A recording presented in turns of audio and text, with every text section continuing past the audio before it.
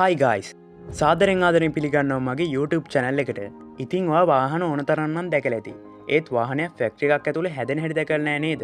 අද බලන්නේ වාහන ෆැක්ටරි එකක් තුල වාහනයක් පියවරෙන් පියවර කොහොමද නිෂ්පාදනය වෙන්නේ කියලා. මුල්ම පියවර විදිහට වාහනේ පිටත වෙනුමට අවශ්‍ය වන කොටස් ටික සාදා ගන්නවා තමයි ඔයා මේ දකින්නේ. ඒ සඳහා යොදාගන්නේ සැහැල්ලු තදසා විකාදනයට ඔරොත්තු දෙන වාහනේ වර්ගයක් වන අතර ටොන් 5000ක් බර යන්ත්‍රයක් මගින් තමා මෙම වාහනේ තහඩු ප්‍රමාණයට කපා ගැනීම සහ ඒවායේ හැඩය නිර්මාණය කරගනු ලබන්නේ.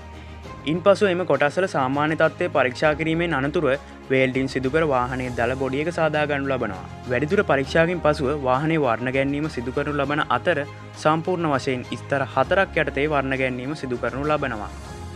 ඒ වගේම ඔය අපේ channel එකට අලුත් කෙනෙක් නම් පහළ තියෙන subscribe button එක click කරන්න අමතක කරන්න එපා.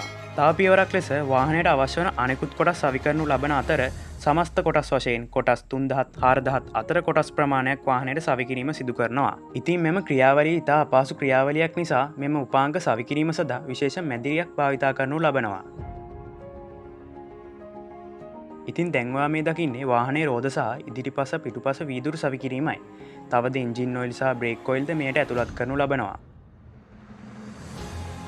අවසාන වශයෙන් මෝටර රථයේ යට සවි කර ඇති කොටස් කිහිපය හොඳින් පරීක්ෂා කොට මෝටර රථයේ ධාවනයට ලක් කර මෝටර රථයේ ධාවනයට සුදුසුද යන බවට සහතික කිරීමයි. ඉතින් මෙම සියලු ක්‍රියාවලියන් සිදු කිරීමෙන් පසුව වාහනේ වෙළඳ පොළට නිකුත් කිරීම සිදු කරනු ලබනවා.